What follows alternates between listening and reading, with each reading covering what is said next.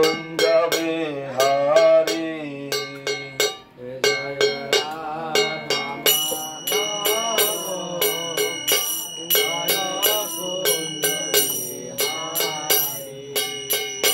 जय गोपी जन वल्लभ जय गिरिवरधारी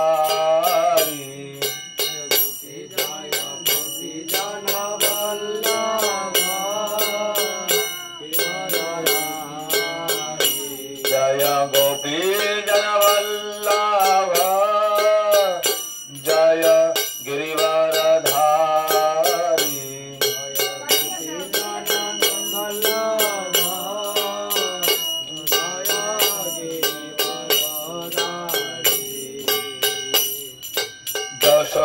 यशोदानंदन व्रज जन रंजन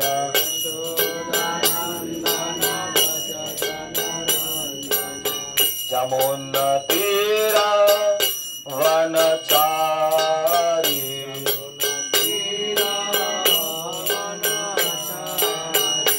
जय राधा माधव जय कुंज बिहारी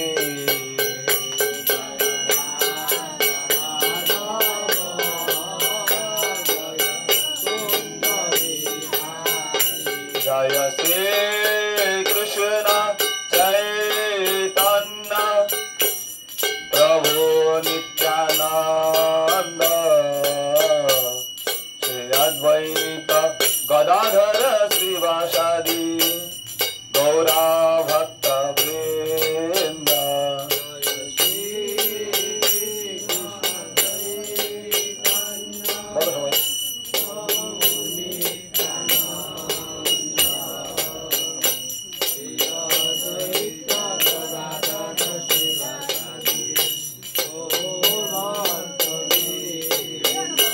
हरे कृष्णा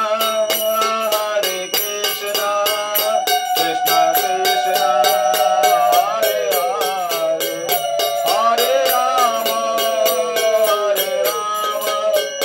राम राम हरे हरे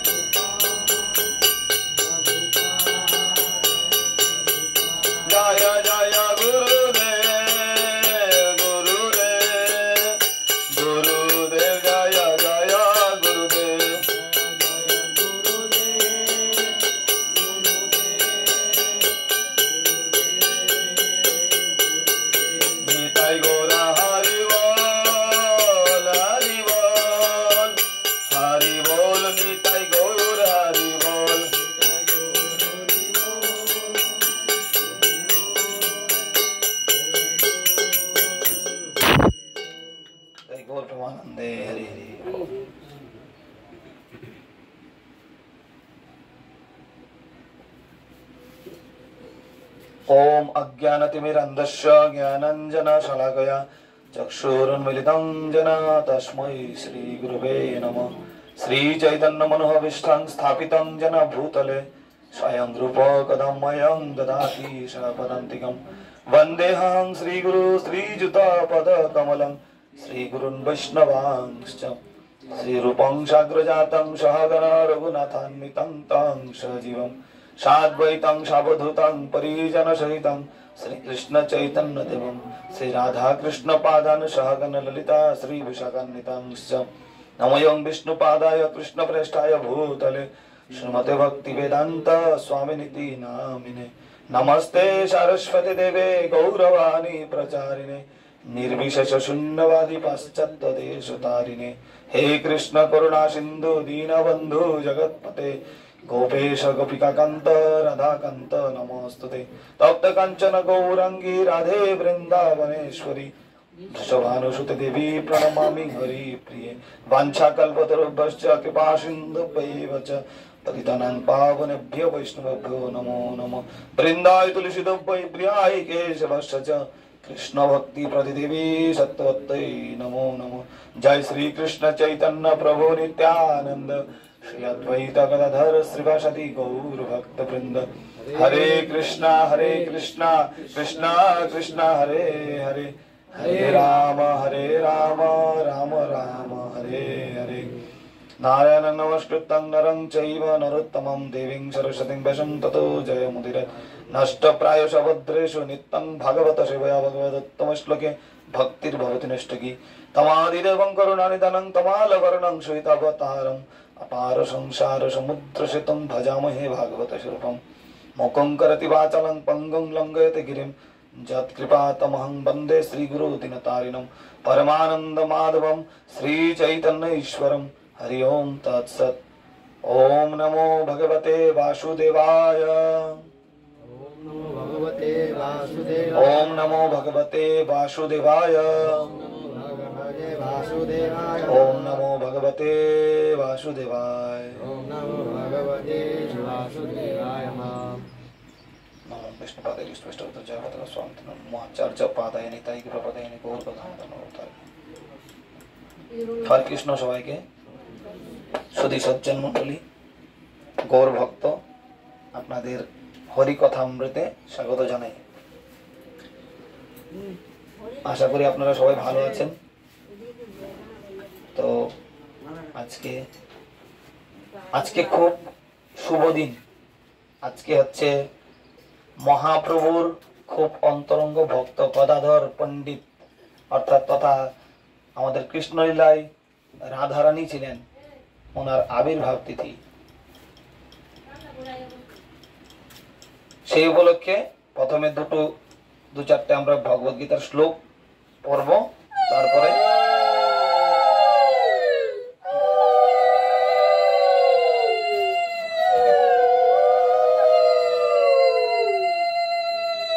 তারপরে আমরা ওনার জীবন চরিত নিয়ে আমরা আলোচনা করব। ঠিক আছে? আপনাদের মাঝখানে প্রশ্ন থাকলে আপনারা প্রশ্ন পরে করবেন, আমি সময় দেব। ঠিক আছে? আমরা এর আগের দিনকে বিষাদ যোগ থেকে 7 পর্যন্ত পড়েছিলাম, শ্লোক নাম্বার 7। আপনারা যারা ছিলেন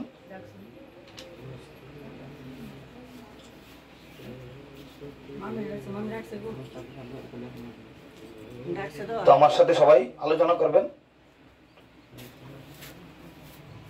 শ্লোক 8 ভবান ভীষ্ম কর্ণশ্চ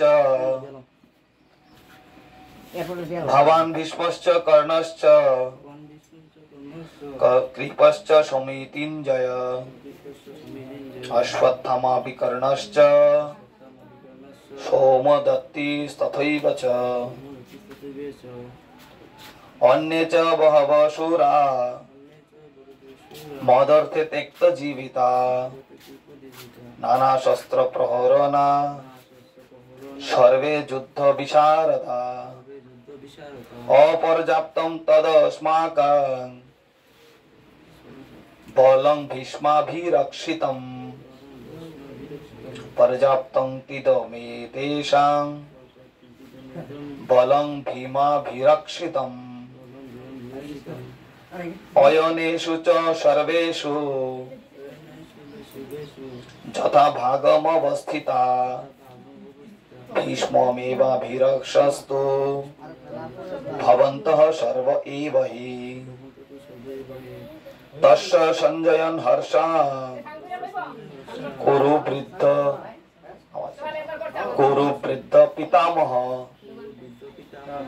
সিংহনাদং বিনোতশ্চ শঙ্খং দদ্মো প্রতাপবান। আমরা 8 থেকে 12 পরপর আমরা কেউ কথা বলবেন না, হ্যাঁ কৃপা করে প্রথমে শুনুন, আগে যদি না শুনতে পারেন তাহলে পরে বুঝতে পারবেন না। মাঝখানে পরে দেবেন ওই এগুলো কেউ আসলে, হ্যাঁ পরে একজন সাইলেন্টলি দিয়ে দেবেন। আমার সাথে বলবেন অনুবাদ একটা, তারপর আমি পরপর আলোচনা করব। অনুবাদ। সেখানে রয়েছেন আপনার মতো ব্যক্তিত্ব ভীষ্ম, কর্ণ, কৃপাচার্য, অশ্বত্থামা, বিকর্ণ ও সোমদত্তের পুত্র ভূরিশ্রবা, যারা সর্বদা যুদ্ধে বিজয়ী হয়ে থাকেন। তো এখানে কে কে বলছে কথাগুলো? সেখানে রয়েছেন আপনার মতো ব্যক্তিত্ব ভীষ্ম, কর্ণ, কৃপাচার্য, এগুলো কে কথা বলছে? আমরা আগের দিন আলোচনা করেছিলাম, মনে আছে? কে বলছে? যখন অর্জুনের সাথে ভগবানের কথা হচ্ছিল, তখন সঞ্জয় ওইদিকে ধৃতরাষ্ট্রের সাথে কথা বলছিল। তারপরে এখানে কে বলছে? এখানে যখন দুর্যোধন যখন সৈন্যদের কাছে গেল, সেনাপতির কাছে, সেনাপতি গেছিল ভীষ্মের সাথে যখন কথা বলছিল, তখন ওরা বলছিল যে সেখানে রয়েছেন আপনার মতো ব্যক্তিত্ব। এগুলো মানে ওনাদের যে যুদ্ধের পক্ষে যারা যারা ছিল ওদের প্রশংসা করার জন্য বলছে যে আমাদের পক্ষে আছে এত সৈন্য, দেখুন আমরা কম না, পঞ্চপাণ্ডবের পক্ষে আমরা এরকম আছে, আমাদের পক্ষে দেখুন কে কে আছে, ভীষ্ম আছে, কর্ণ আছে, কৃপাচার্য আছে, অশ্বত্থামা আছে। এরা এক একজন মহারথী, এদেরকে সহজে পরাস্ত করা যায় না। যুদ্ধে বিশারদ প্রাপ্ত, যেমন হারমোনিয়াম বিশারদ বাজে না, তবলাতে বিশারদ মানে এক্সপার্ট, ওদেরকে মানে যেমন আছে এখানে বিশারদ, তো এরকম যুদ্ধে বিশারদ প্রাপ্ত। তো এইভাবে উনি আলোচনা করছিল। তারপর আরো বলছে আরো বহু বীর রয়েছেন যারা আমার জন্য তাদের জীবন ত্যাগ করতে প্রস্তুত। আমার জন্য মানে আমার মানে কে বলছে? আমার মানে কে বলছে বলুন? এখনই তো বললাম দুর্যোধন। আমার মানে ওনার জন্য জীবন দিতে প্রস্তুত ওরা। তারা সকলেই নানা প্রকার অস্ত্র শস্ত্রে সুসজ্জিত এবং তারা সকলেই সামরিক বিজ্ঞানে অভিজ্ঞ। বুঝতে পারছেন তো? আমাদের সৈন্যবল অপরিমেয় এবং আমরা পিতামহ ভীষ্মের দ্বারা পূর্ণরূপে সুরক্ষিত। পিতামহ ভীষ্ম ছিলেন এমন একজন ব্যক্তিত্ব, গঙ্গাপুত্র ভীষ্ম বলে। ভীষ্ম প্রতিজ্ঞা করেছিল, ভীষ্ম প্রতিজ্ঞা মানে ভীষণ প্রতিজ্ঞা করেছিল। কি প্রতিজ্ঞা করেছিল? শান্তনু মহারাজকে প্রতিশ্রুতি দিয়েছিল যে আমি কোনোদিন বিবাহ করব না, যাতে আমার পুত্র কোনোদিন রাজা না হতে পারে। পুরুর যে রাজ সিংহাসনের মালিক ছিল ভীষ্মদেব, কিন্তু ওনার বাবা একজনের সাথে প্রেম সম্বন্ধে জড়িয়ে পড়েছিল বলে ওনাকে প্রতিশ্রুতি দিয়েছিল, বাবার জন্য জীবন ত্যাগ করেছিল। এই জন্য বাবা বর দিয়ে গেছিল মৃত্যুর সময় যে তোমার ইচ্ছা মৃত্যু হবে, তোমাকে কেউ পরাস্ত করতে পারবে না, তুমি জয়বার যখন চাইবে তখন মৃত্যু হবে, কেউ মারতে পারবে না তোমাকে, ইচ্ছা মৃত্যু তোমার। তো ভীষ্মদেব ভীষণ প্রতিজ্ঞা করেছিল বলে ওনার নাম ভীষণ ভীষ্ম হয়েছে। এবং পুষ্প বর্ষিত হয়েছিল, ভগবানের উপর যখন পুষ্প বর্ষণ হয়, ভীষণ প্রতিজ্ঞা করা বলে ওই দেবতারা ভীষ্মের উপর পুষ্প বর্ষণ করেছিল। ভীষ্মদেব একজন দেবতাই, কারণ গঙ্গার পুত্র। তো এখন আপনারা সকলে সেনা বইয়ের প্রবেশ পথে নিজ নিজ কৌশলগত অবস্থানে স্থিত হয়ে পিতামহ ভীষ্মকে সর্বতভাবে সহায়তা করুন। কারণ সেনাপতি যদি মারা যায় তাহলে রক্ষা করার কেউ নেই। এই জন্য বলছে যে অপরপক্ষে ভীমের দ্বারা সতর্কভাবে সুরক্ষিত পাণ্ডবদের শক্তি সীমিত, আর অপরপক্ষে ভীম ছিল সেনাপতি। কি বলছে? ভীমের দ্বারা সতর্কভাবে সুরক্ষিত পাণ্ডবদের শক্তি সীমিত। পাণ্ডবদের শক্তি সীমিত ছিল না অসীমিত ছিল? প্রকৃতপক্ষে পাণ্ডবদের পক্ষে সীমিত ছিল, এই দেখে যে পাণ্ডবদের পক্ষে অক্ষয়ণী সেনা কম ছিল, কিন্তু কৌরবদের ক্ষেত্রে অক্ষয়ণী সেনা অনেক ছিল। কারণ কয়েক দেশের রাজা মহারাজারা সারা বিশ্ব নিয়ে এটা কুরুক্ষেত্র হয়েছিল, তো ওখানে এসেছিল এবং কৌরব পক্ষে যোগদান করেছিল। কিন্তু যদিও আমরা বলতে পারি আপাত দৃষ্টিতে যে অর্জুনের পক্ষে শক্তি কম ছিল, কিন্তু আদৌ অর্জুনের পক্ষে শক্তি বেশি ছিল, কম হয়েও বেশি। কারণ কেন? একমাত্র শ্রীকৃষ্ণ ওনার সাথে অবস্থান করছে। যেখানে শ্রীকৃষ্ণ অবস্থান করেন, ভগবানের সাথে ভক্ত আছে, আর ভক্তের সাথে ভগবান আছে। একটা কথা আছে, কি? রাখে হরি মারে কে। যদি ভগবান আপনাকে রাখে, ভগবান যদি রক্ষা করে কাউকে, তাহলে মারার কারোর ক্ষমতা আছে? আবার আছে মারে হরি রাখে কে। যদি ভগবান চাই যে ওকে মারবো, তাহলে রক্ষা করার কেউ আছে? এই ত্রিভুবনে কেউ নেই। এর উদাহরণ আমি দিচ্ছি। প্রহ্লাদ মহারাজ 1 নম্বর। প্রহ্লাদ মহারাজ ভগবানের অনন্য ভক্ত ছিল, বা 12 মহাজনের মধ্যে একজন, উনি অন্যতম। উনি ওনার তপস্যার প্রভাবে ভগবানের মন জয় করেছিল, যার ফলে ভগবান প্রতি ক্ষণে ক্ষণে প্রহ্লাদ মহারাজকে বাঁচিয়েছেন। আর প্রহ্লাদ মহারাজের বাবা ছিলেন, মানে পিতা ছিলেন হিরণ্যকশিপু। ভগবানের উনিও একজন, আদিকালে উনিও ভগবানের একজন পরম পার্শ্বদ ছিলেন, জয় বিজয়। ওনারা পরম ওই পথ থেকে ভ্রষ্ট হয়ে আমাদের এই লোকে এসে কি হিরণ্যকশিপু আর হিরণ্যাক্ষ রূপে জন্মগ্রহণ করেছিলেন। তো এই হচ্ছে বিষয়। তো প্রহ্লাদ মহারাজ যখন, মানে আমরা আলোচনা করতে গিয়ে বিভিন্ন জায়গায় ঢুকতে হয় বোঝানোর জন্য, যে প্রহ্লাদ মহারাজ যখন ভগবানকে স্মরণ করেছেন, তখন ভগবান কি কি জায়গায় রক্ষা করেছেন? একবার আগুন দিয়ে মারার চেষ্টা করেছে, হাতির পদতলে পৃষ্ঠ করে মারার চেষ্টা করেছে, সমুদ্রতে ফেলে দেওয়ার চেষ্টা করেছে, পাহাড় থেকে গুহার মধ্যে ফেলে দেওয়ার কথা, সর্পদের মধ্যে রেখে প্রহ্লাদকে দংশন করা, সর্প দিয়ে ওটা করার চেষ্টা করেছে।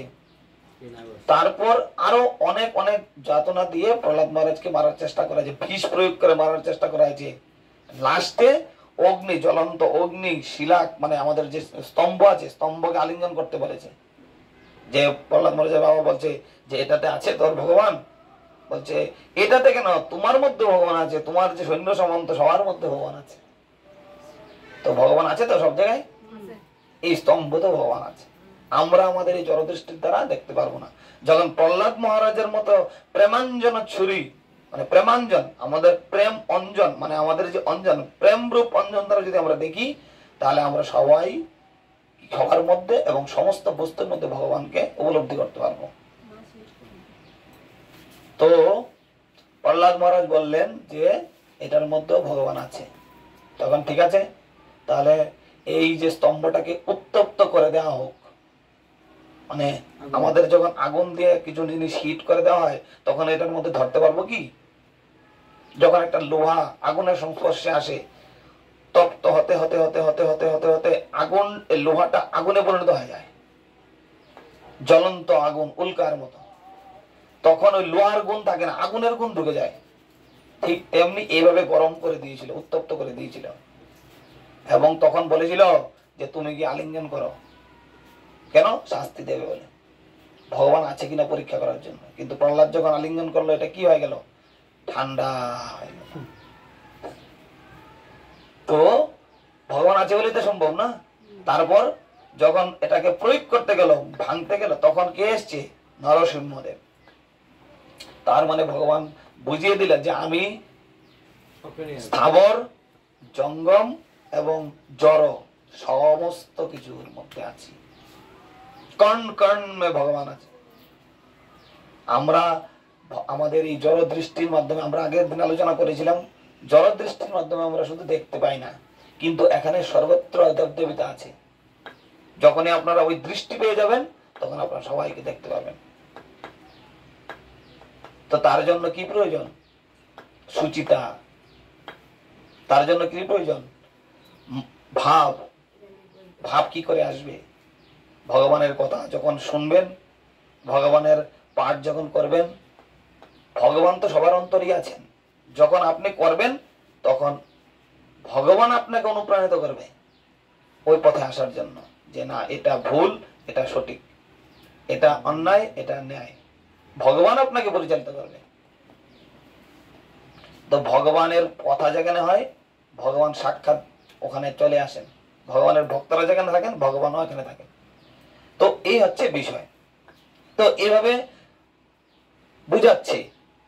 তারপর এখন আপনারা সকলে সেনা ভূয়ের প্রবেশ পথে নিজ নিজ কৌশলগত স্থানে স্থিত হয়ে পিতামহ ভীষ্মকে সর্বতভাবে সাহায্য করুন। কেননা তখন কুরু বংশের বৃদ্ধ পিতামহ ভীষ্ম দুর্যোধনের হর্ষ উৎপাদন করে সিংহের গর্জনের মতো উচ্চ নাদে তার শঙ্খ বাজালেন। সিংহের গর্জনের মতো। কারণ আমার কি নাতি তুমিও, আমার নাতি অর্জুনও, কিন্তু যেহেতু তোমার পক্ষ আমি অবলম্বন করেছি, সেই জন্য তোমার মনে উৎফুল্ল দান করার জন্য আমি শঙ্খটা বাজাই। কারণ এটা আমার ধর্ম, তোমার পক্ষে নিয়েছি না। তোমার অন্ন খেয়েছি, দুর্যোধনের অন্ন খেয়েছে, এবার যার অন্ন খেয়েছে তার তো তার পক্ষেই থাকতে হবে। কিন্তু যখন একজন নাতি, দুইজন নাতি থাকবে, দাদুর দৃষ্টি সমানভাবে থাকবে না? একজন মা দুইজন সন্তানকে সমানভাবে যেমন দেখে, সেরকম।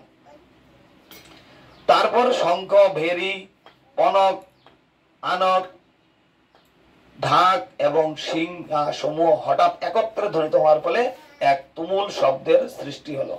আর অপর পক্ষে শ্বেত অশ্ব চালিত এক দিব্য রথে স্থিত একটা শ্বেত অশ্ব চালিত সাদা ঘোড়া চালিত একটা দিব্য রথ, সেই দিব্য রথটা অগ্নিদেব থেকে প্রাপ্ত হয়েছিল অর্জুন, যেটা ছিল অপরাজয়। মানে এটা কোনোদিন যুদ্ধে সবসময় জয়ী হবে।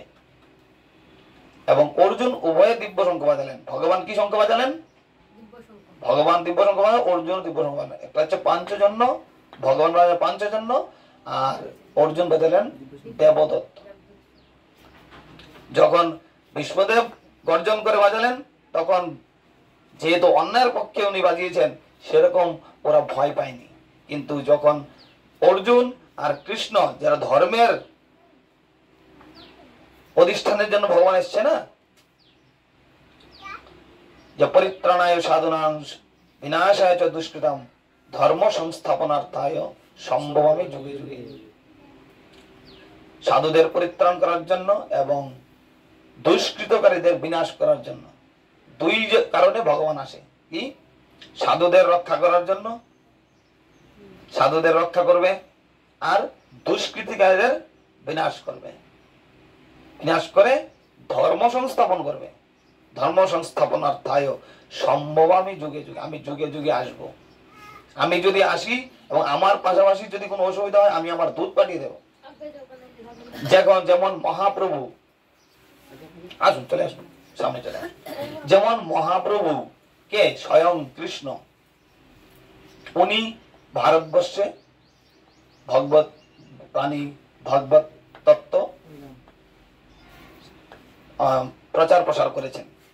কিন্তু ভগবানের ভক্ত কে, এই যে এই গ্রন্থের প্রণয়িতা জগৎগুরু শিল প্রভুপাদ, উনি উনাকে দিয়ে বিশেষ কৃতিত্ব করেছেন, সারা বিশ্বে ইস্কন প্রতিষ্ঠা করেছে। কারণ ভগবান সব সময় ভগবানের ভক্তকে দিয়ে কৃতিত্ব বেশি দেয়। যেমন অর্জুনকে বলেছে তোমার সারথি আমি। ভগবান কি অ্যাকচুয়ালি সারথি? ভগবান ড্রাইভার? কারণ সারথি ড্রাইভার। তাহলে ড্রাইভার কে হতে পারে? যে যাকে খুব বেশি ভালোবাসে। আমার যখন একজন স্পেশাল গেস্ট আসবে, আমি গিয়ে ড্রাইভার করে নিয়ে আসবো না? কারণ অর্জুন ভগবানকে ছাড়া সবসময় কোনো চিন্তা করতো না। তাই অর্জুন আর ভগবান ছিল সখা, একজন বন্ধুকে আরেকজন নিয়ে আসবে। কিন্তু তার মানে এই ভাবলে হবে না অর্জুন তো সামনে বসে আছে আর এই পিছনে বসে আছে, আর ভগবান তো সামনে বসে ড্রাইভার আছে, তার মানে মনে হয় অর্জুন মনে হয় বড়।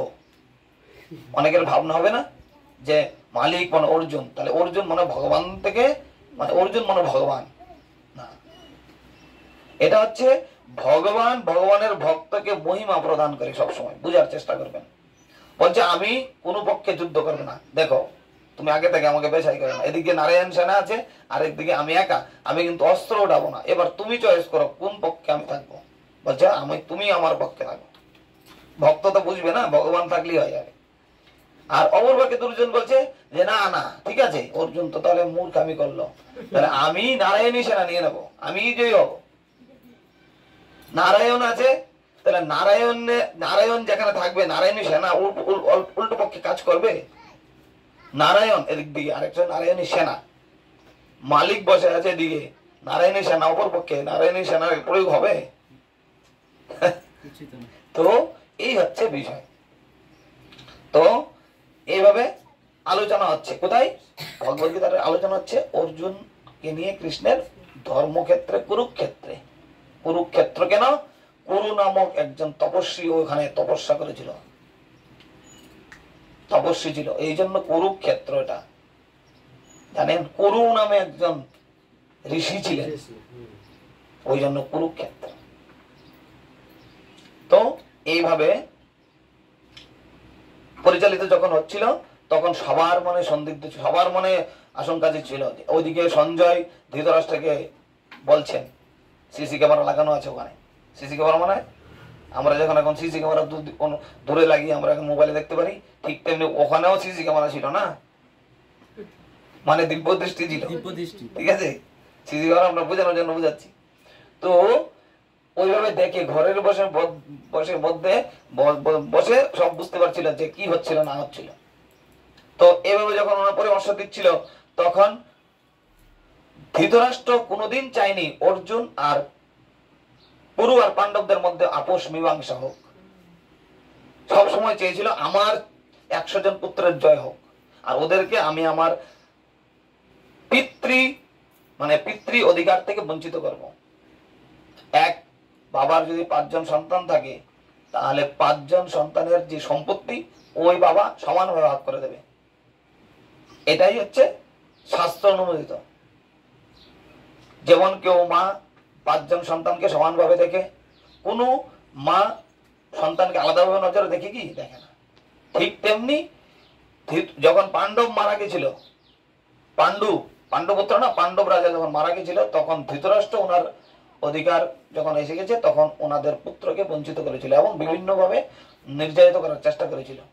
তখন ভগবান ধর্ম রক্ষার জন্য, এটা যেহেতু অধর্ম হচ্ছিল, ধর্ম করার জন্য ভগবান বিচার করেছিল না এই অধার্মিক রাজাদেরকে আর বসানো যাবে না, এবার আমি ধর্ম প্রতিষ্ঠা করব, যুধিষ্ঠিরকে রাজা করব।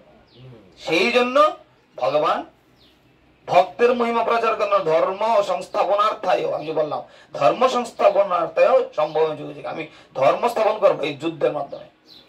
আপাত দৃষ্টিতে মনে হয় যে ধর্ম কি? ধর্ম মানে ভগবান প্রণীত আইন, এটাই হচ্ছে ধর্ম। যেমন ব্রাহ্মণ কি? ব্রহ্ম ইতি জানাতি ব্রাহ্মণ। আর ধর্ম হচ্ছে সাক্ষাৎ ধর্ম, ভগবান প্রণীত আইন। যেমন গীতা, ভাগবতম, চৈতন্য চরিতামৃত, এগুলো হচ্ছে সমস্ত ভগবত আইন, এগুলো হচ্ছে শাস্ত্র। মা যখন ছেলেকে বলবে যে এটা তোর বাপ, তাহলে ছেলে ওনাকেই বাপ ভাববে।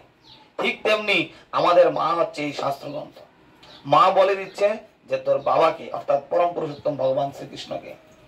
এবার কোন সন্তান যদি বলে যে না তুমি যেটা বলছো এটা সঠিক না, ভালো করে বুঝবেন, আমি চেক করবো বাবাকে, তাহলে ও সারা জীবন পরীক্ষা নিরীক্ষা করতে করতেই চলে যাবে, ডিএনএ টেস্ট করতে, তাও বিচার করে বুঝতে পারবে না বাবাকে, পারবে? তাহলে আমরা যদি ভগবানকে জানতে চাই কোথায় পাবো? সাধু শাস্ত্র গুরু, সাধু শাস্ত্র গুরু, সাধু আর শাস্ত্র গুরুর কথা এক হবে।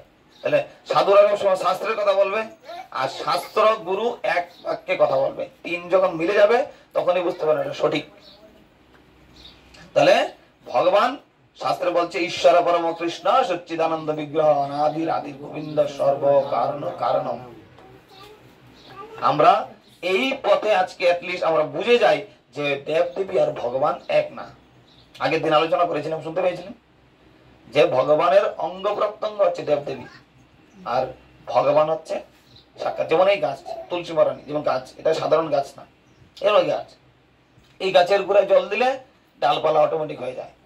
ঠিক তেমনি ভগবানের পূজা হলে দেবদেবী হয়ে যাবে। যেমন ডালপালাগুলো দেবদেবী ধরতে পারেন, আর মূল হচ্ছে কৃষ্ণ। বুঝা গেছে? তাহলে ভগবানকে, ভগবান বলুন, ভগবান শ্রীকৃষ্ণ। ভগবান শ্রীকৃষ্ণ বিভিন্ন অবতারে, বিভিন্ন যুগে যুগে বিভিন্ন অবতার রূপে আসে। এবং এই যুগে কি এসছে? প্রচ্ছন্ন অবতার মহাপ্রভু। আর মহাপ্রভু দেখিয়ে গেছে যে তুমি কার উপাসনা করবে? জগন্নাথ, নীলাচলে।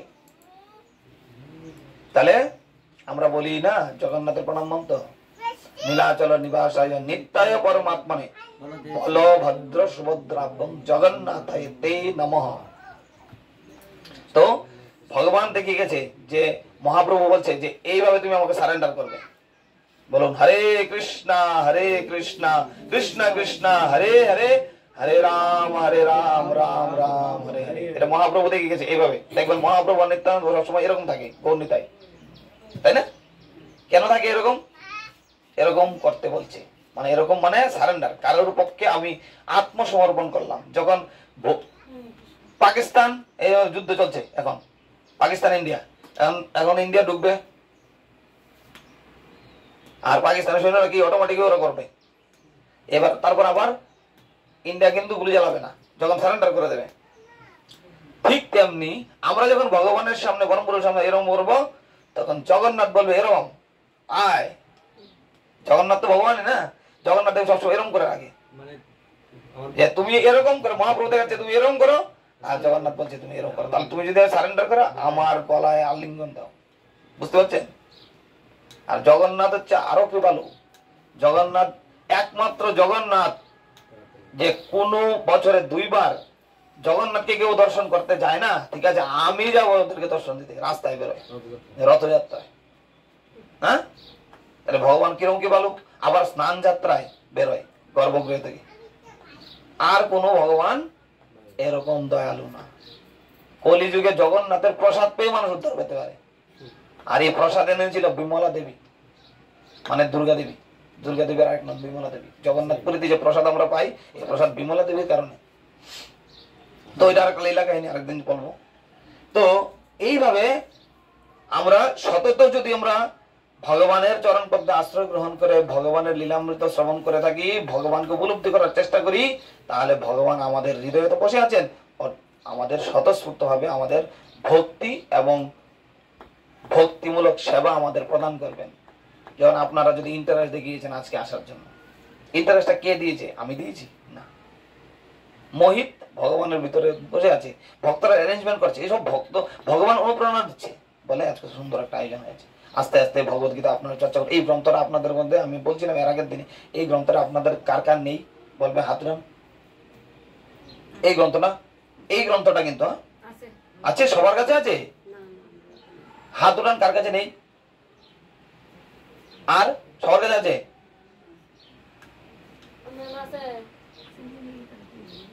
এই গ্রন্থটা পড়বেন।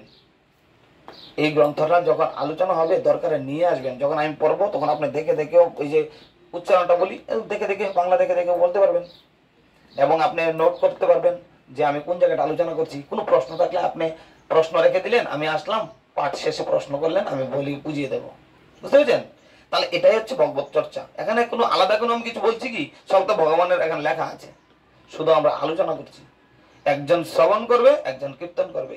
শ্রবণ কীর্তনম সকথা শৃণ্যতাং সকথা কৃষ্ণ, পুণ্য শ্রবণ কীর্তন শৃণ্যতাং। আমরা শুনবো, কীর্তন করবো, এতে পরম মঙ্গল সাধিত হবে। তো তখন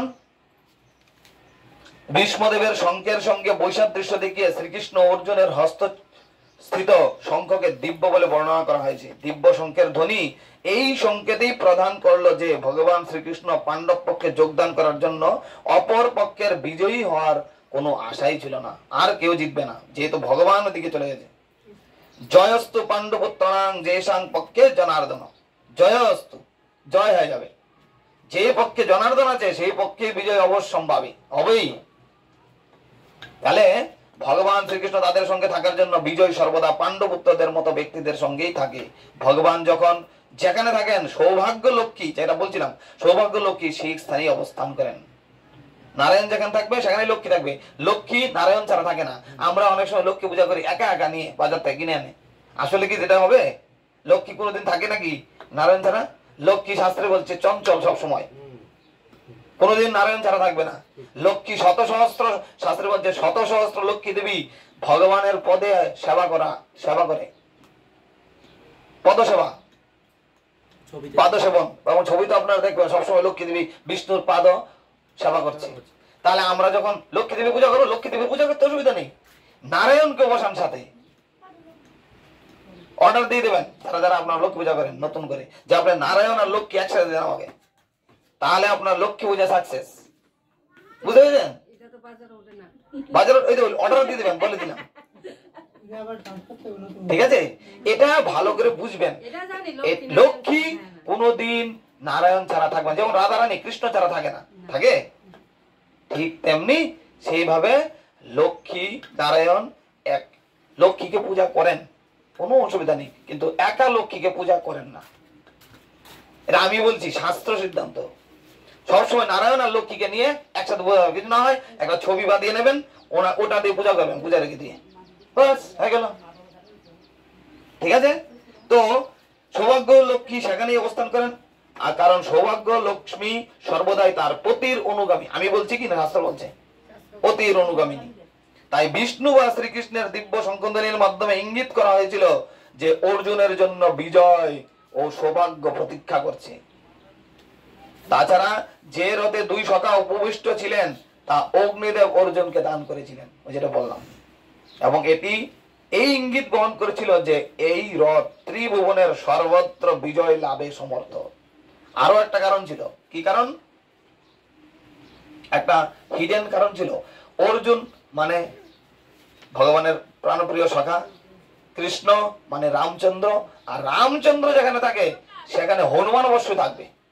হনুমান কোথায় ছিল? রথের মধ্যে ছিল। আপনারা দেখেছেন কুরুক্ষেত্র যুদ্ধ হয়েছিল, কেউ দেখেছেন? দেখেননি তো? দেখেছেন কি হনুমানকে? দেখেননি, কিন্তু হনুমান ছিল কোথায়?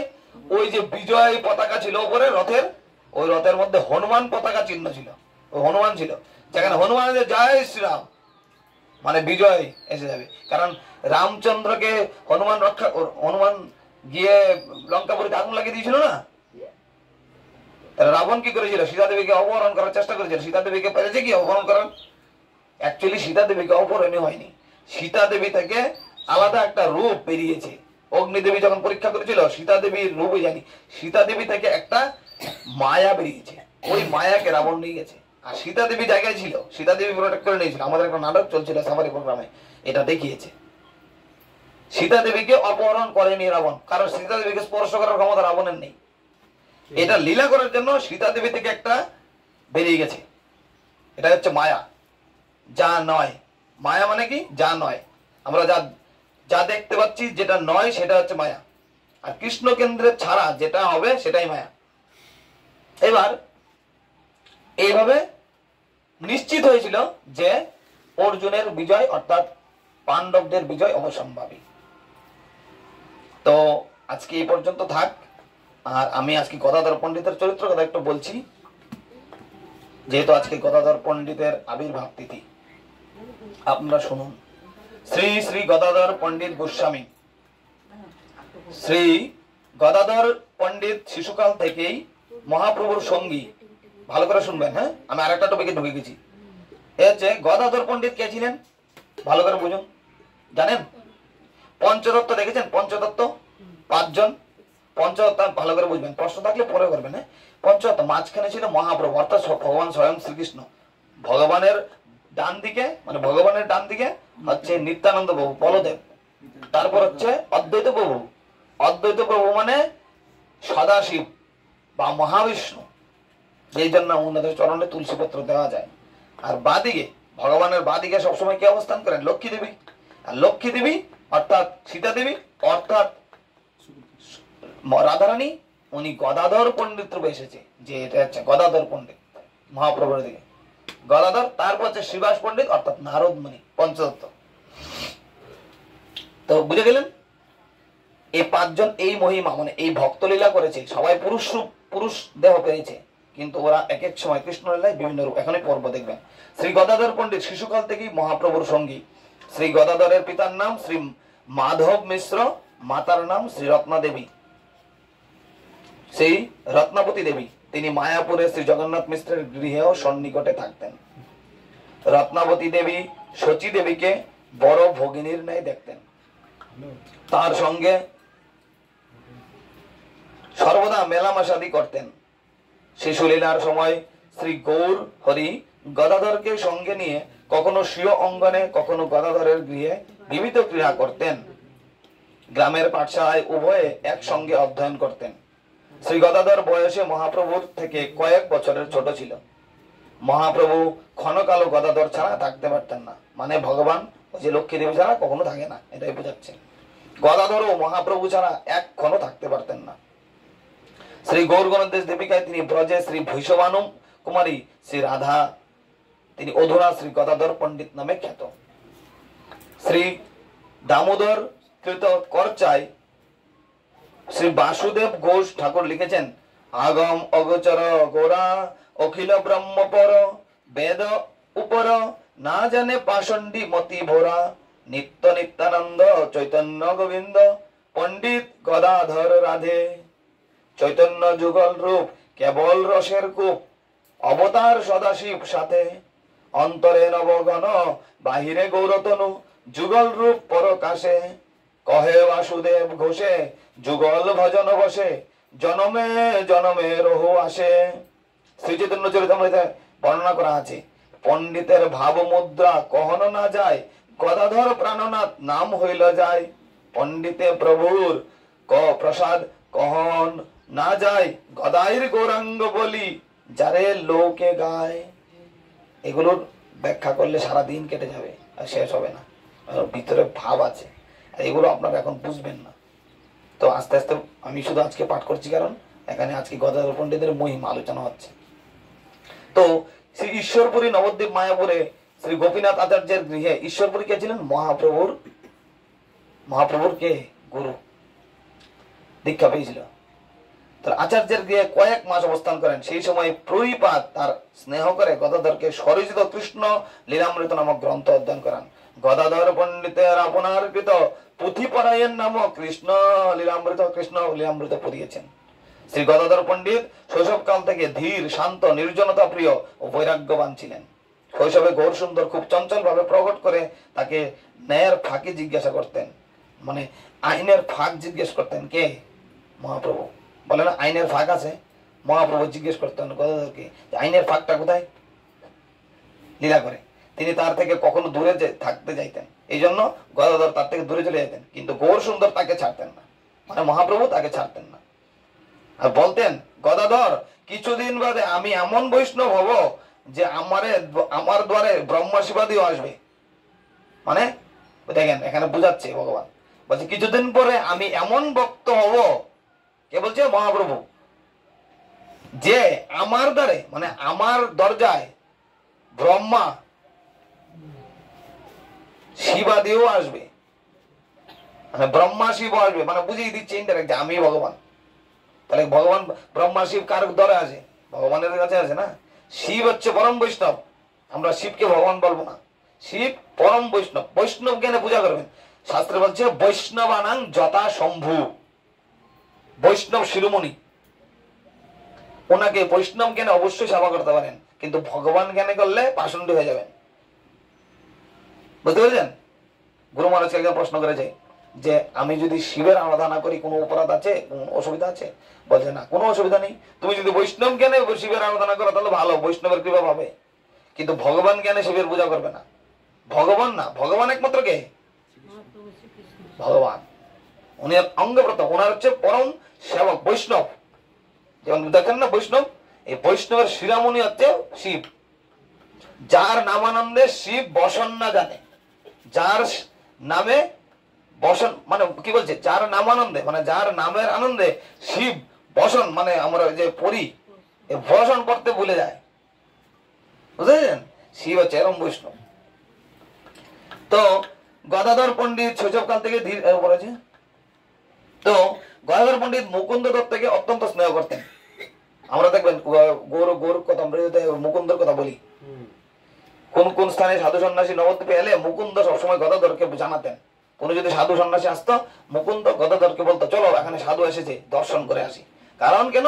সাধুর দর্শনে সমস্ত তীর্থের ফল লাভ হয়ে যায়। আমরা যদি কোথাও তীর্থ ভ্রমণ না করতে পারি, আমাদের যদি সেই অপরচুনিটি, যে সুযোগ না আসে জীবনে, যারা আমরা তীর্থ যেতে পারি না, তাহলে সাধু সন্ন্যাসীদের দর্শন করবেন। তাহলে দর্শন করা মাত্রই আপনার ওই তীর্থের ফল এসে যাবে। বৈষ্ণবের দর্শন এত পবিত্র, বুঝতে পেরেছেন? তারা কি করতো? মুকুন্দ সবসময় গদাধরকে বলতো চলো এখানে সন্ন্যাসী এসছে, ওই সাধু এসছে, চলো দর্শন করে আসি। ঠিক আছে? তো শ্রী গদাধর বৈষ্ণব দর্শনের জন্য কৌতূহল হতো। রাধারানী হয়ে মুকুন্দের সঙ্গে পুণ্ডরিক বিদ্যানিধিকে দর্শন করতে গেলেন। একজন পুণ্ডরিক বিদ্যানিধিকে, পুণ্ডরিক বিদ্যানিধি ছিল এই লীলায় পুণ্ডরিক বিদ্যানিধি, এর আগের লীলায় রাধারানীর বাবা বৃষভানু মহারাজ। রাধারানীর বাবার নাম বৃষভানু মহারাজ, আর কৃষ্ণের বাবার নাম নন্দ মহারাজ। শ্রী গদাধর তার মহাবিষয়ী বেশ ব্যবহার দেখে শ্রদ্ধা নিয়ে এসেছিলেন। প্রথমে যখন মহাপ্রভুকে গদাধর পণ্ডিতকে দেখেছিলেন, গদাধর পণ্ডিত যখন পুণ্ডরিক বিদ্যানিধিকে দেখেছিলেন, তখন ভাবলো এমন কি সন্ন্যাসী বা এরকম কি সাধু হচ্ছে, বিষয়ী বেশি ভাব। অনেক সাধুকে দেখে বলা উচিত না, এটাই বোঝাচ্ছে।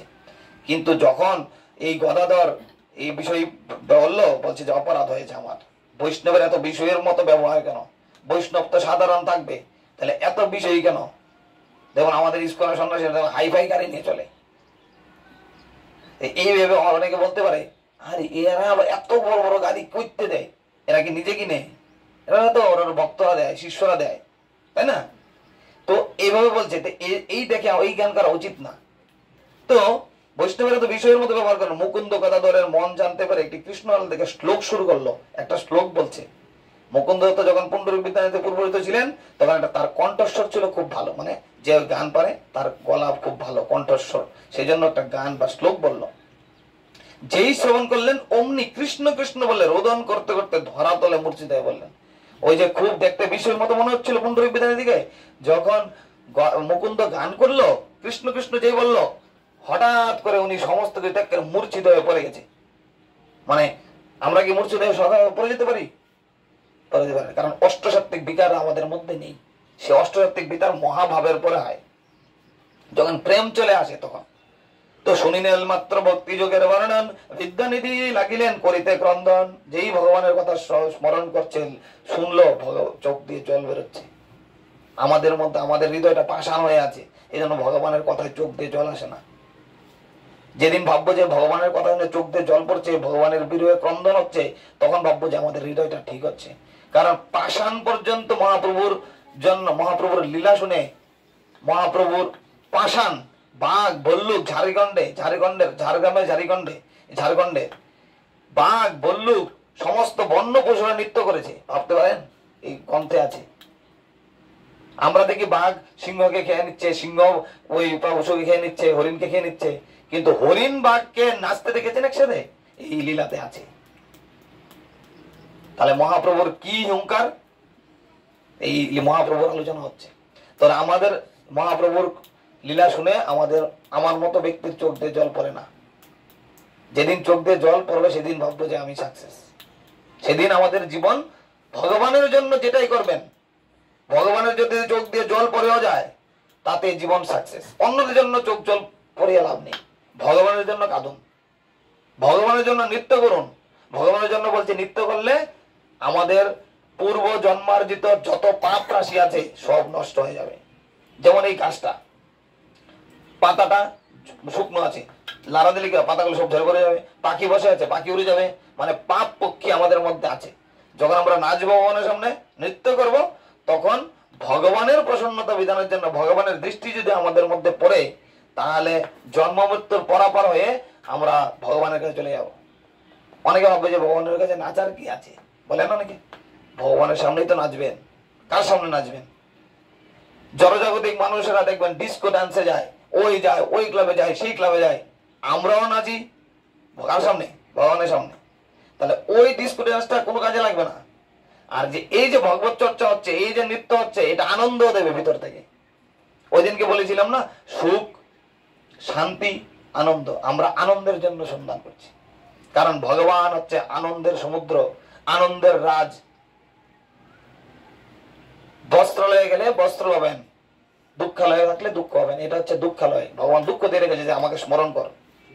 সুখ দিয়ে রাখলে স্মরণ হবে না। যখন আমরা ভগবানের কাছে চলে যাব, আনন্দ রসে নিমগ্ন হব, যেটা আমি বলে কল্পনারও অতীত, এত আনন্দ। শ্রী গদাধর পণ্ডিত এবার মনে নির্বেদ যুক্ত হলেন, বললেন, না বুঝে হে মহাভাগবত পুরুষকে বিষয় জ্ঞান করেছি, অপরাধ হয়েছে। তখন বুঝতে পারলো যে না, একে দেখে আমি এরকম ভাবলাম, এটা আমার ভুল হয়েছে, অপরাধ হয়ে গেছে, এটা বলছেন। অতএব তার কাছে মন্ত্র গ্রহণ ছাড়া অপরাধ থেকে নিস্তার পাবো না। বিপুণ্ড বিদ্যানে দেখে থেকেই তারপর মহামন্ত্র গ্রহণ করলো, দীক্ষা নিল। শ্রী গদাধর পণ্ডিত অনন্তপুর শ্রী পুণ্ডরিক বিদ্যানাথের কাছে মন্ত্র চাইলেন।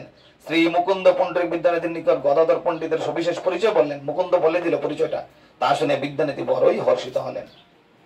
অতঃপর শুভ দিনে গদাধর পণ্ডিত শ্রী পুণ্ডরিক বিদ্যানিধি থেকে মন্ত্র গ্রহণ করলেন। বুঝতে পারছেন? এই যে আজকে আলোচনা হচ্ছে গদাধর পণ্ডিতের মহিমাগুলো, বুঝতে পারছেন তো? মহাপ্রভু গয়া ধামে গিয়ে প্রথম প্রেম প্রকাশ করলেন। গয়া ধামে মহাপ্রভু গিয়েছিল, গয়া ধামে আমাদের যাওয়া উচিত। গয়া ধামে কি আছে? বিষ্ণু পাদপদ্ম আছে। বলবেন না অনেকে বাবার মৃত্যু হলে, মায়ের মৃত্যু হলে কেউ গয়াতে যায়। গয়াতে কি আছে জানেন? ভগবান মহাবিষ্ণুর পদচিহ্ন আছে। এক চরণ চিহ্ন, একটা চরণ আছে ওখানে, আর একটা চরণ আছে নবদ্বীপে। গেছিলাম আমি, তখন আমি জিজ্ঞেস করি এখানে একটা চরণ কেন? বলছে আরেকটা তো গয়াতে। তাহলে ভগবানের এক চরণ নবদ্বীপে, আরেক চরণ গয়াতে। ওই গয়াতে মহাপ্রভু গিয়ে শিখিয়েছে যে দিতে হয়তো দাও, পিণ্ড দাও, ওখানে দাও। কোথায় দেয়? কারণ বিষ্ণুর পাদপদ্মে পিণ্ড দিলে ও মুক্ত হয়ে গেল। দেখবো অনেকে বলে গয়াতে গেছি, এটা আলাদা টপিক, এটা আবার বলবো, এটা বলবো, মাঝখানে প্রশ্ন করবো না, ফ্লোটা নষ্ট হয়ে যাবে। যখন এইভাবে যখন বলছে, তখন মহাপ্রভু মানে দেখাচ্ছে আমাদেরকে যে বিষ্ণুর পাদপদ্ম, ভগবান আবার দেখানোর প্রয়োজন কি? ভগবানকে তো অনুসরণ করবো আমরা। ভগবান যদি না বলে তাহলে আমরা বুঝতে পারবো না ধর্ম কি অধর্ম কি। সেই জন্য ভগবান বুঝাচ্ছে। ভগবানকে কি আবার গরু ধরার প্রয়োজন আছে? ধরার প্রয়োজন আছে নাকি? কিন্তু ভগবান যখন রামচন্দ্রের বয়সে ছিল তখনও গুরু ধরা হয়েছিল। মহাপ্রভুর বয়স ছিল, তাও ঈশ্বর থেকে দীক্ষা নিয়েছিল। মহাপ্রভু যখন কৃষ্ণ ছিল তাও শান্তিপূর্ণ থেকে দীক্ষা নিয়েছিল। দেখানোর প্রয়োজন কি?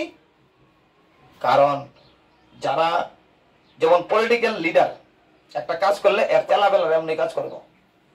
যেমন মোদী যে কাজ করবো, মানে সিএমরা এমনি কাজ করবো, ঠিক না? মানে চিফ মিনিস্টাররা। ঠিক তেমনি একজন ভগবান যেভাবে করবে, ভগবানের পার্শ্বদরা, ভগবানের গৌর ভক্তবৃন্দরা ভগবানকে অনুসরণ করবে। ভগবান যদি ভালো করবে, ভগবান ভক্তরা ভালো করবে। এবার যেমন ভগবান অন্যায়ের বিরুদ্ধে রুখে দাঁড়িয়েছে, আপনি বলেছি অন্যায়ের বিরুদ্ধে রুখে দাঁড়াতে হবে। যেমন ভগবান দেখিয়ে গেছে, ভগবান কৃষ্ণর উপর যখন এসেছিল তখন ধর্ম সংস্থাপনের ক্ষেত্রে অর্জুনকে বলেছিল কিনা ধর্মযুদ্ধে যুদ্ধ করার জন্য। ঠিক তেমনি মহাপ্রভু যখন এসেছিল তখন কাজী মানে বিধর্মী কাজী আমাদের হরিনামে বাধা দিয়েছিল। যেমন এখন হচ্ছে না কাশ্মীরে, ধর্ম বলছে হিন্দু হলে মেরে দিচ্ছে।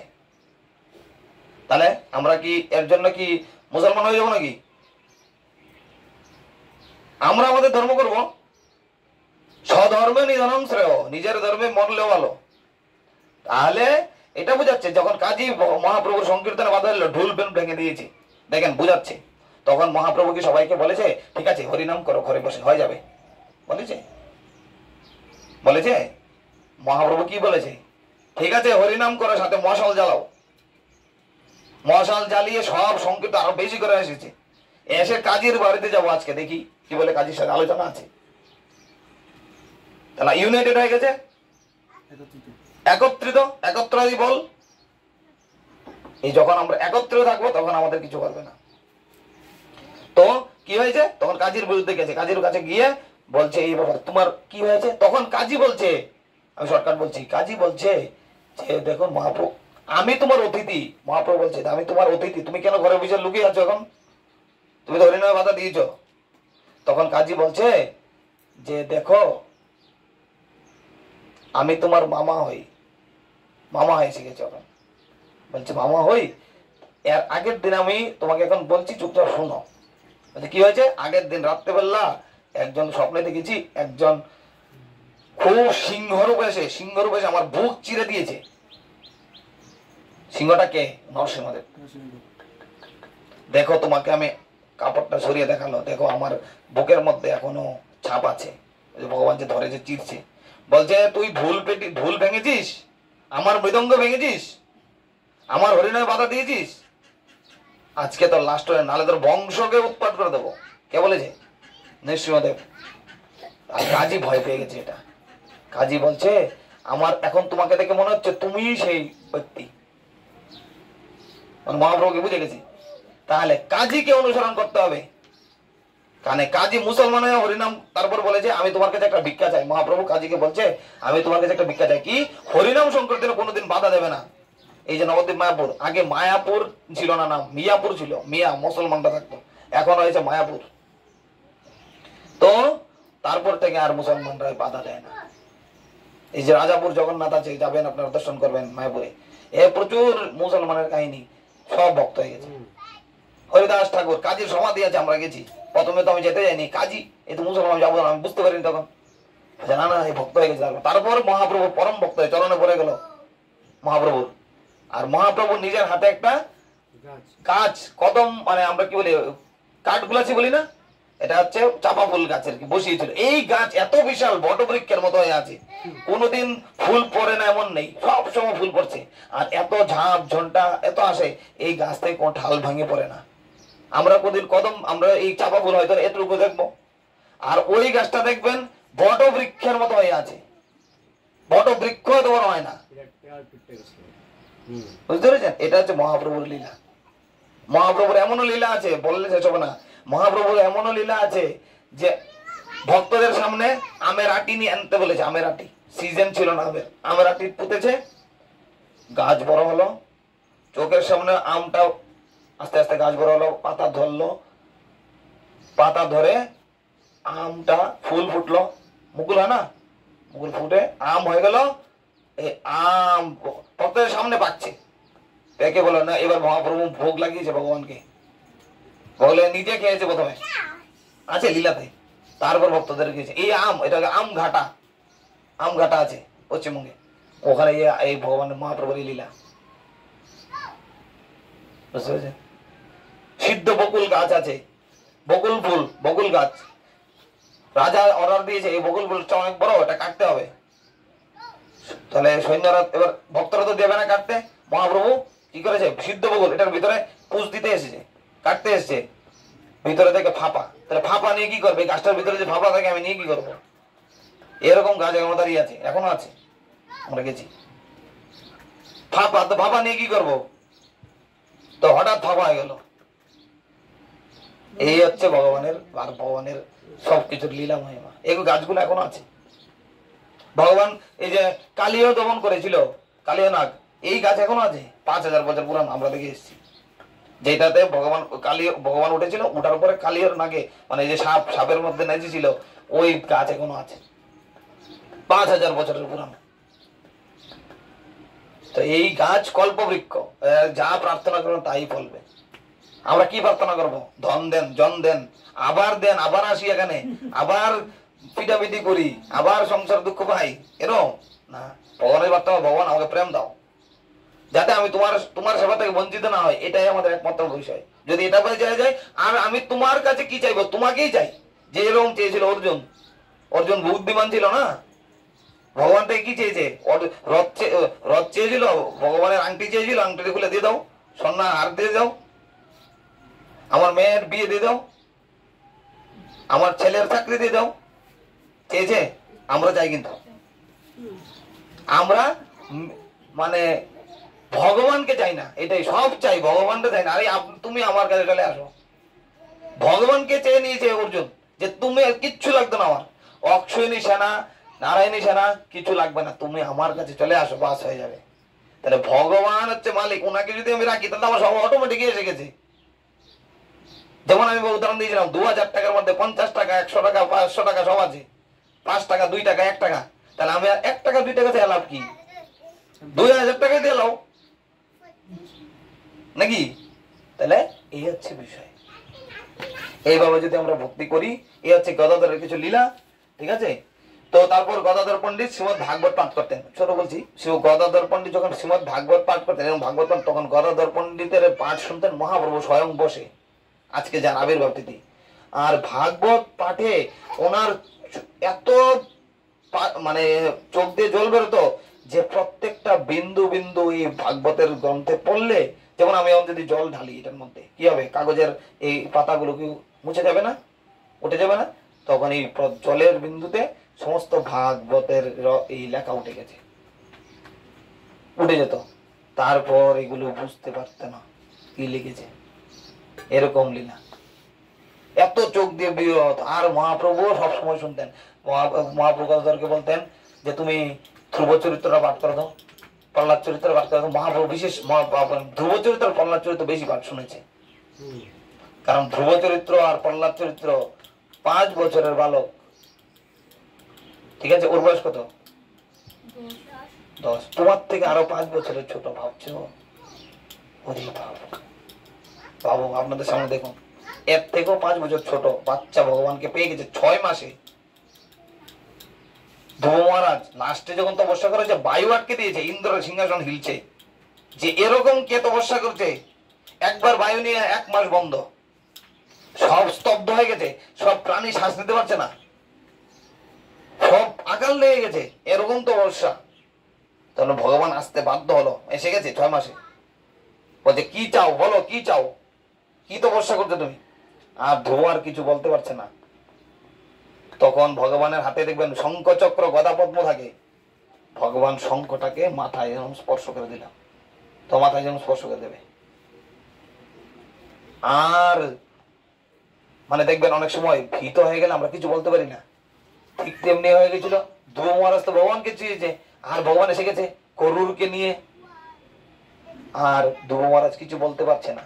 যেই শঙ্খটা স্পর্শ করালো, বেদের সমস্ত দিব্য জ্ঞান ধ্রুবের মধ্যে ঢুকে গেছে, এমন ঢুকে গেছে যে এত বড় বড় শ্লোক মনে হয় শেষ হবে না, বলেই যাচ্ছে ভগবানের মহিমা, বলেই যাচ্ছে।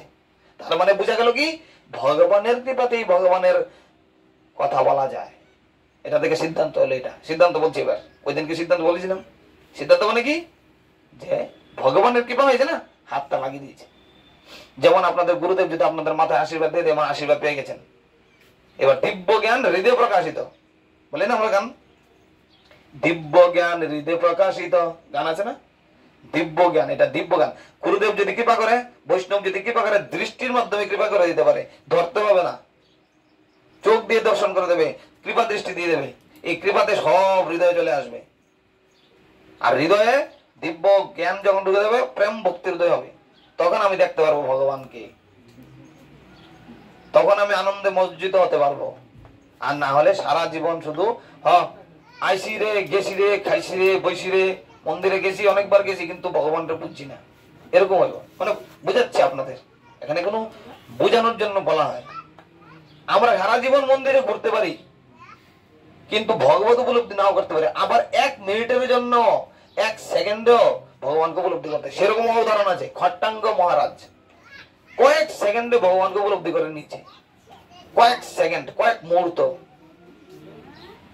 এইভাবে যদি আমরা ভগবানের লীলামৃত শ্রবণ করি, অধ্যয়ন করি, বেশি করে ভগবানের ভক্তিমূলক চর্চা করি, তাহলে আমরা এই জড় কলুষ থেকে মুক্ত হয়ে যাব।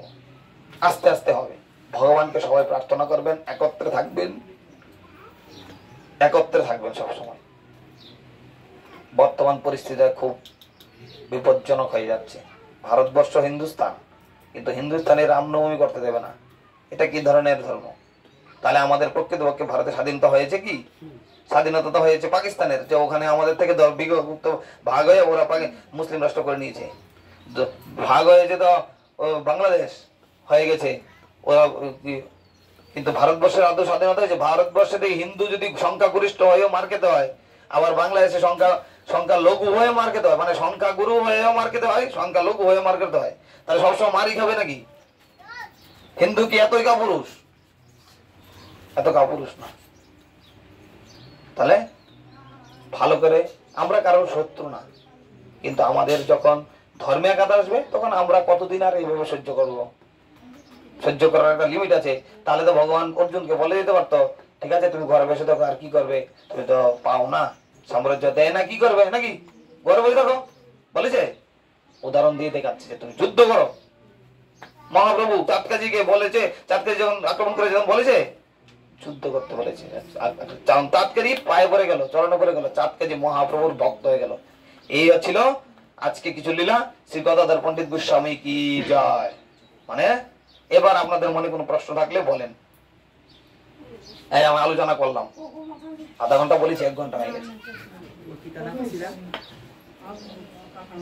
আমার সাথে বলুন, হরে কৃষ্ণ কৃষ্ণ কৃষ্ণ হরে হরে, হরে রাম রাম রাম হরে হরে। শ্রী শ্রী গৌর পার্শ্বদ বলে কি যায়, শ্রী শ্রী গদাধর পণ্ডিত গোস্বামী কি যায়, মহাপ্রভু নিত্যানন্দ পঞ্চতত্ত্ব ভগবান কি যায়, নিতাই গৌর প্রেমানন্দে।